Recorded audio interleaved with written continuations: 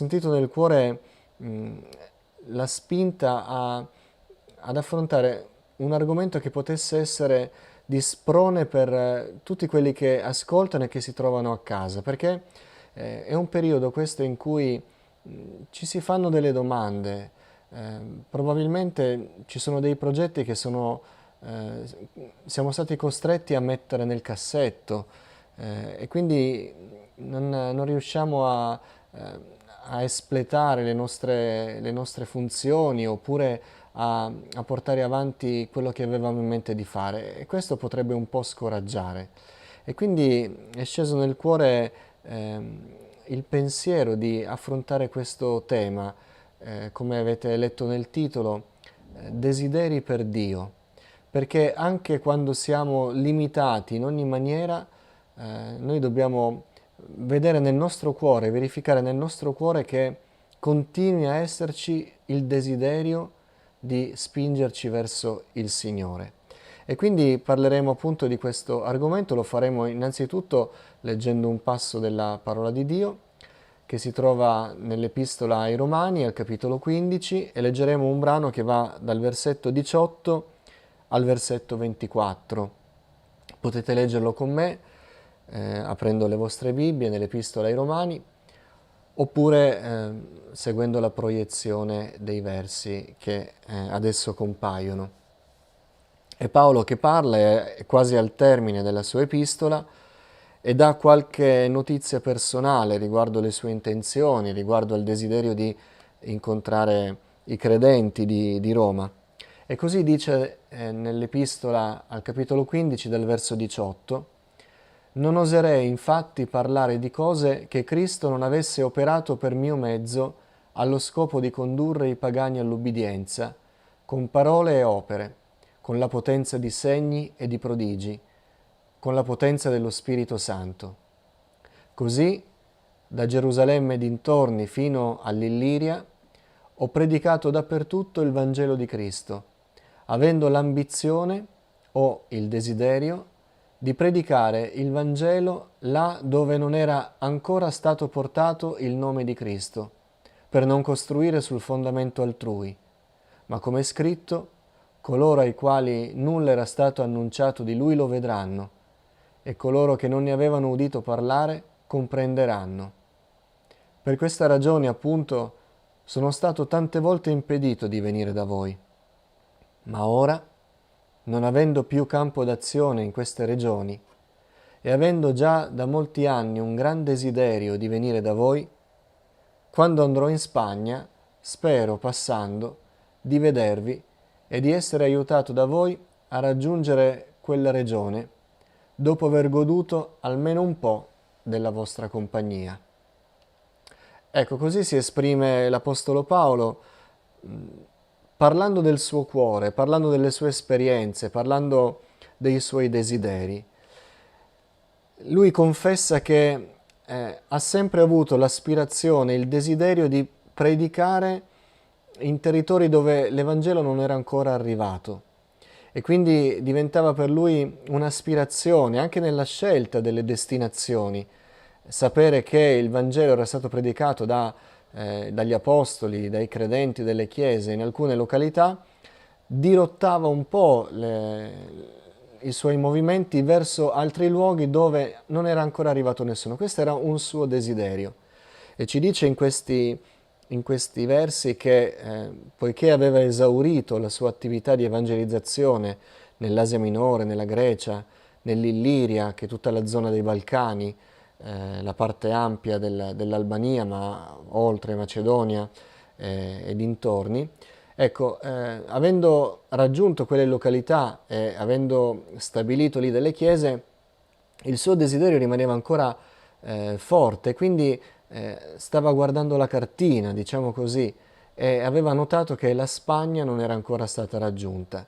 E quindi il suo obiettivo era la Spagna. E guardando appunto la cartina, rendendosi conto che Roma era di strada, fa la promessa di cercare di esaudire anche questo desiderio di incontrare i credenti di Roma, ma come tappa per poi andare oltre e andare in Spagna. E comunque là dove, come dice la sua citazione del profeta, là dove ancora non avevano udito annunciare e non avevano ancora udito parlare. Ecco, quindi questo era il suo desiderio. Partiamo subito da un presupposto che tutti hanno dei desideri, in maniera forte, in maniera esplicita, in maniera consapevole, ma ognuno di noi ha dei desideri. La parola del Signore, anche quando accenna ai desideri del cuore, lo fa sempre facendo capire che non c'è un caso in cui non ci siano desideri, ma piuttosto che il Signore conosce, può esaudire, può indicare dei desideri. Riponi la tua sorte nel Signore, oppure Egli appianerà i desideri del tuo cuore. Quindi sono tutte espressioni che fanno capire che si dà per scontato che ognuno di noi ha dei desideri. Quindi stiamo parlando di quello che anima un po' la nostra vita, le nostre scelte, le nostre decisioni. Ora, la domanda che ci dobbiamo fare introduttiva è questa: verso chi indirizziamo i nostri desideri? Perché detto che desideri ne abbiamo, risiedono nel nostro cuore, dobbiamo capire verso chi. I desideri si rivolgono sempre verso qualcuno o qualcosa. In modo particolare mi riferisco a qualcuno, perché i desideri si riferiscono a persone e laddove si riferiscono a degli oggetti, a delle situazioni, a dei traguardi immateriali, quelli comunque hanno lo scopo di portare un beneficio a noi stessi come persone. Quindi la domanda è: verso chi si indirizzano i nostri desideri?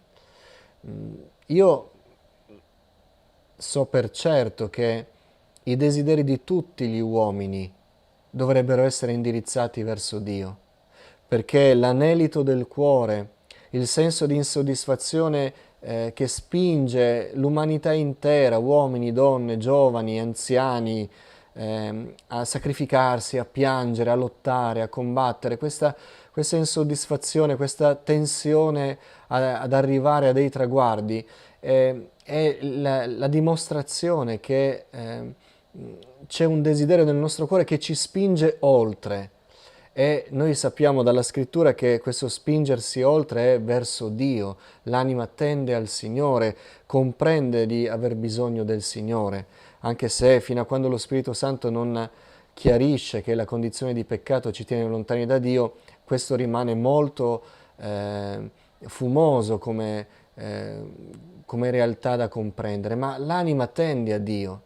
Ecco perché mi sento di dire che tutti gli uomini dovrebbero indirizzare i loro desideri a Dio, ma di fatto noi sappiamo che non è così. I desideri delle persone sono principalmente indirizzati a loro stessi.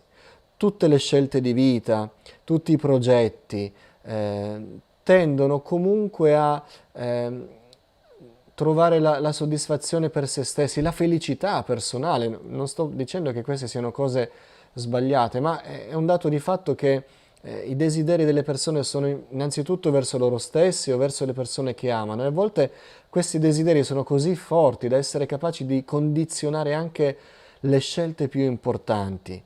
La nostra vita si sviluppa ed è indirizzata sempre sulla base degli obiettivi che sono suscitati dai nostri desideri, e quindi i nostri progetti hanno sempre l'intento di farci dire: voglio arrivare a questo traguardo, voglio diventare medico, voglio avere una casa di proprietà, voglio farmi una famiglia, voglio essere colto, voglio avere una rete di relazioni, voglio avere tanti amici, voglio essere una persona brillante. Questo voglio che a volte è dichiarato, a volte non è dichiarato, ma le nostre scelte fanno capire che ci sono questi voglio. Ecco, questi sono i nostri desideri.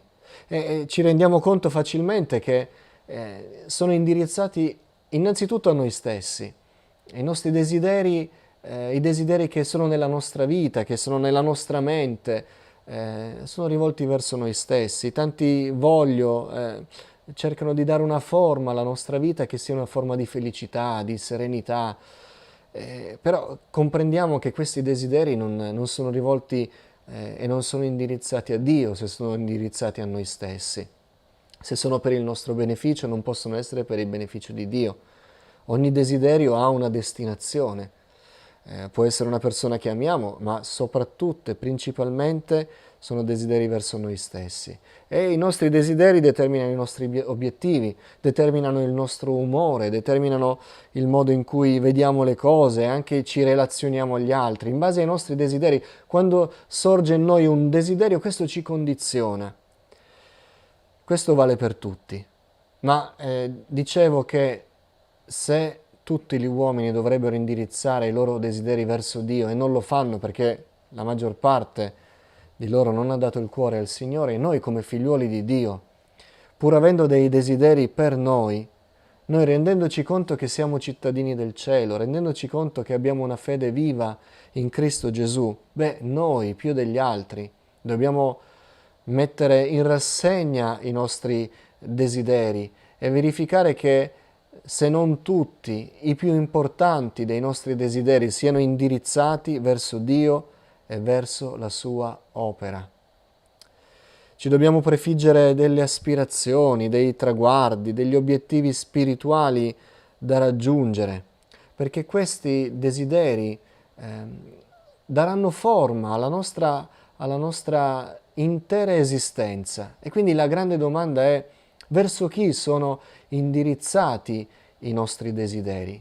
Io voglio che i desideri della mia vita, i desideri della mia mente, quello che fa battere il mio cuore, quello che mi fa agitare nel cercare di trovare strade, che mi fa impegnare, quei desideri siano desideri per Dio. È importante che verifichiamo che nella nostra vita ci siano desideri per Dio, desiderare qualcosa per Lui, desiderare qualcosa per la sua opera, desiderare qualcosa che riguardi il Signore nella nostra vita, perché i nostri desideri indirizzano il nostro cammino. Quando la nostra vita sarà indirizzata verso le mete spirituali, allora sapremo che tutta la nostra esistenza è per il Signore. I nostri desideri indirizzano la nostra vita. Fratelli, sorelle, amici, sono i desideri che danno la direzione alla vita. È quello che noi vogliamo, è quello per cui noi siamo determinati, è la meta, il traguardo che abbiamo davanti che dà la direzione dove noi stiamo andando. Ecco allora che se i nostri desideri sono indirizzati verso Dio, quei desideri indirizzeranno poi la nostra vita. È un meccanismo automatico. E laddove vanno i nostri desideri, lì porteremo la nostra esistenza con tutto il bagaglio che c'è dietro, le sofferenze, le fatiche, l'abnegazione, il sudore, il pianto, il resistere nelle difficoltà, il gioire, tutto sarà indirizzato nella direzione dei nostri desideri. Il Signore è buono con noi, il Signore è misericordioso e noi ci aspettiamo che Lui faccia delle cose per noi perché sappiamo quanto è ricco, sappiamo quanto è grande e tante volte ci rendiamo conto che anche riguardo ai nostri progetti ci manca qualcosa e lo chiediamo al Signore, ma tante volte rimaniamo in attesa che Dio faccia qualcosa, che Dio dica qualcosa, quando invece abbiamo dei desideri ardenti e questi desideri sono per Dio, noi non potremo più rimanere in una condizione di vita di perenne attesa, ma il nostro cuore sarà in continuo fermento. Se anche non arriva al traguardo, però è già indirizzato e quindi non sta fermo, si muove, desidera, arde, è zelante, perché è indirizzato. Ricordiamoci per esempio di Davide. Davide voleva costruire il Tempio per il Signore, un desiderio che Dio apprezzò, ma il Signore gli spiegò che per la sua vita di combattente sanguinario, le sue mani erano macchiate di sangue, quindi una persona di quel genere non avrebbe potuto costruire il luogo della pace che derivava dalla presenza di Dio in mezzo al suo popolo. E quindi il Signore gli disse che sarebbe stato il figlio di Davide a costruire il Tempio, ma quel desiderio era di Davide. Ora noi lo chiamiamo il Tempio di Salomone. Il sapiente Salomone mise il suo segno di sapienza, di maestria nella progettazione, nella costruzione di questo Tempio, ma le scritture ci dicono che il progetto iniziale, addirittura i materiali che noi ammiriamo per la ricchezza, per l'abbondanza e che attribuiamo a Salomone, i materiali erano stati procurati da Davide, perché il desiderio che aveva Davide, che era un desiderio per Dio, gli impediva di rimanere passivo, gli impediva di rimanere apatico. E anche se il Signore gli aveva detto il Tempio non lo costruirai tu, il suo desiderio lo spinse al punto di dire, beh, non potrò costruire il Tempio, ma quando mio figlio si metterà all'opera non dovrà andare a cercare legname, non dovrà andare a cercare materiale, ci penserò io.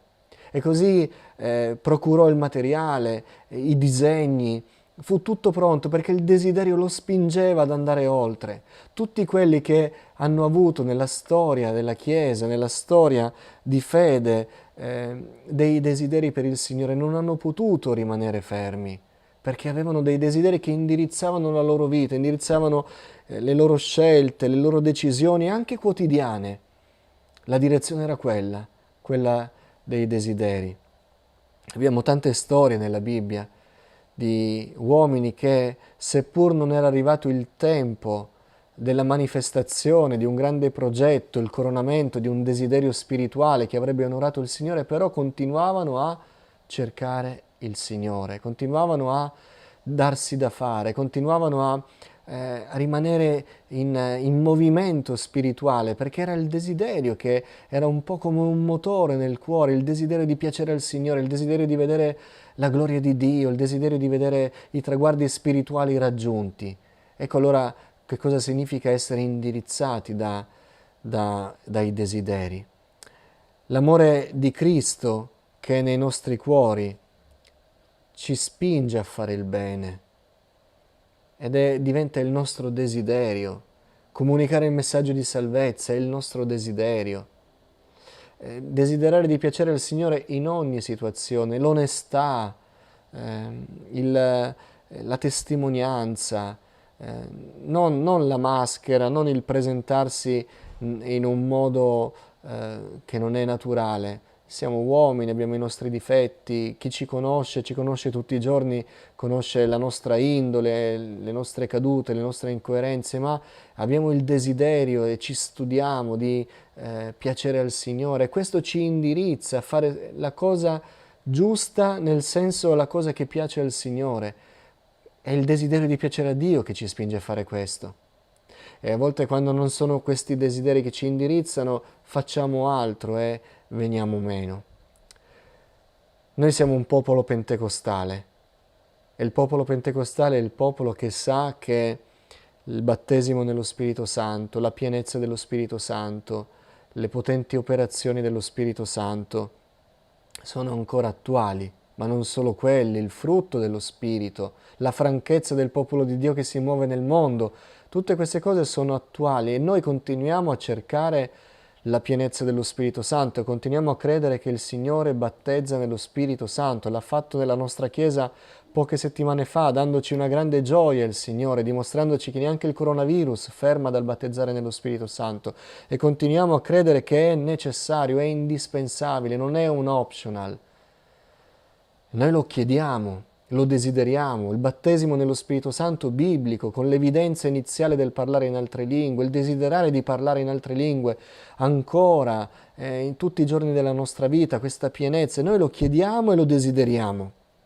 Ma, fratelli, dobbiamo anche fare questa considerazione. Molti chiedono il battesimo nello Spirito Santo, forse lo aspettano pacatamente, non avendo ben compreso che il Signore non ha dato la pienezza dello Spirito Santo perché fosse qualche altro traguardo, qualche altro trofeo da inserire in una qualche agenda della nostra vita. segnando una data nella prima pagina della Bibbia, dicendo in tal data il Signore mi ha battezzato nello Spirito Santo. No, il rivestimento di potenza che il Signore ha imposto ai Suoi, il rivestimento di potenza, fratelli, sorelle, ha uno scopo. Senza uno scopo non ci sarebbe stata questa promessa. Gesù non l'ha dato per poter far parlare di sé dicendo ha dato anche questo dono. No, è funzionale, è un mezzo, ha il senso di arrivare a uno scopo, è una potenza, un rivestimento che ci deve abilitare per arrivare a uno scopo, ma è chiaro che senza obiettivo, senza un indirizzo, senza una direzione da seguire, non si può sentire l'urgenza di essere riempiti, perché si comprende che quella franchezza, quella potenza, quel piglio, quella sensibilità amplificata alla voce dello Spirito Santo, tutte queste cose servono quando c'è un obiettivo spirituale, quando c'è un desiderio che ci spinge a raggiungere uno scopo, un traguardo, ed è quello di servire il Signore, di parlare di Lui, di testimoniare a un mondo che è all'oscuro e noi dobbiamo accendere la luce e dire che la verità del Vangelo è attuale, è vivente, cambia le vite come ha cambiato la nostra e noi possiamo fidarci del Signore quando c'è uno scopo. Allora noi comprendiamo l'urgenza del battesimo nello Spirito Santo, ma diversamente, se non c'è desiderio, se non c'è un desiderio che ci indirizza, potremmo chiederlo perché qualcuno ci ricorda che bisogna chiederlo, ma sarà un desiderio che poi viene meno. Ma quando si ha un desiderio spirituale, ardente, beh allora si sente l'urgenza di avere quello che serve per arrivare allo scopo. Io devo arrivare alla meta, io ho questo desiderio per il Signore, io ho promesso al Signore di servirlo col cuore, io ho promesso al Signore di testimoniare di Lui e ho bisogno del battesimo nello Spirito Santo. Ecco il modo in cui indirizzano i desideri spirituali. Le cose della vita ci possono legare al punto che non riusciamo più a avere lo slancio verso il Signore. Ecco allora che i desideri spirituali, desiderare di fare qualcosa per il Signore, desiderare di piacere al Signore, vincendo delle battaglie che non abbiamo mai vinto, queste cose ci daranno anche lo slancio per slegarci da tutti questi legami terreni che tante volte ci ancorano qui, ci tolgono il buon umore, facendoci dimenticare che noi non possiamo perdere la pace perché è andata storta una giornata qua giù, perché noi stiamo camminando verso il cielo, fratelli. E allora dobbiamo avere dei desideri spirituali che ci danno lo slancio, ci fanno desiderare, come a Paolo poco importava se gli dicevano che era un malfattore, che era un ciarlatano, poco gli importava se andava in prigione o se era stimato dai fratelli, se rimaneva solo o se era insieme a una cerchia di fratelli che gli davano ragione. A lui non importava niente, lui aveva un obiettivo, lui diceva io voglio che l'Evangelo sia predicato, lo devo fare io, se non lo posso fare io desidero che sia fatto. E andava avanti così, era il desiderio spirituale che era un po' un faro per lui, che gli permetteva di slegarsi dalle cose di qua giù. E allora mi chiedo oggi, il nostro lavoro di oggi, il lavoro temporale, secolare, quello che abbiamo fatto oggi, è stato capace di toglierci dei desideri spirituali? Abbiamo avuto il tempo di desiderare qualcosa per il Signore e dire Signore mi voglio studiare di piacerti in questo? Deve essere così. Quando avremo dei desideri per Dio, questi desideri ci indirizzeranno alle cose di Dio e Dio indirizzerà quelli che hanno i desideri per Lui. È così. Dice Paolo che è Dio che produce in noi il volere e l'agire, secondo il suo disegno benevolo. Stiamo pur certi che se abbiamo desideri per il Signore e la nostra vita si indirizzerà per raggiungere questi obiettivi spirituali che vogliono piacere a Dio, state pur certi che Dio indirizzerà la nostra vita, la guiderà, ci aiuterà, perché sono desideri che lo onorano.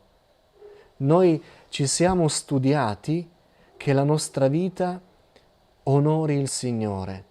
Beh, Dio sicuramente indirizzerà la nostra vita. Dio produrrà in noi il volere, l'agire, le circostanze. Quando pensiamo al Signore, quando desideriamo per il Signore, quando spendiamo la nostra vita per Lui, Dio, che onora quelli che lo onorano, ci indirizzerà nelle sue vie, proteggendoci, come ci indica il Salmo 23, consigliandoci quando non sappiamo bene se andare a destra o andare a sinistra, come dice Isaia, quando camminerai udrai una voce dietro di te che dirà: questa è la via, cammina per essa, e tu sarai indirizzato. Quando i nostri desideri sono per Dio e la nostra vita ha preso la direzione di adempiere quei desideri, anche se hanno un costo, Dio indirizzerà noi. E una vita guidata dal Signore è una vita benedetta. Quali sono i nostri desideri? I desideri delle ultime settimane, i desideri degli ultimi mesi e degli ultimi anni. Sono desideri per la nostra vita. Stiamo spendendo anche i nostri pensieri, i nostri progetti per Dio. Paolo fu guidato, ma molti furono guidati nella parola del Signore. Abbiamo anche storie di uomini che ci sembrano eroi, erano uomini normali, ma che avevano deciso di desiderare anche per il Signore, desiderare qualcosa della loro vita per Dio, spendere la loro vita per portare a termine un obiettivo glorioso che onorasse il Signore. Beh, queste persone sono state guidate da Dio. Quali sono i nostri desideri? Mosè diceva: voglio vedere la tua gloria, Signore. Quando il Signore gli parlò a tu per tu: fammi vedere la tua gloria, disse Mosè. E quando ancora non conosceva il Signore, ma forse nel suo cuore rimaneva un fermento, e c'era quella visione del pruno ardente in lontananza, il desiderio di Mosè fu: no, è un tempo difficile, è un tempo tribolato, già sono un ricercato, è meglio che me ne sto nel mio, che non faccio passi azzardati. No, Mosè disse: voglio andare là e vedere, lo voglio vedere, desidero, il mio desiderio è comprendere di più del Signore. Paolo espresse molti desideri nei suoi scritti del Nuovo Testamento.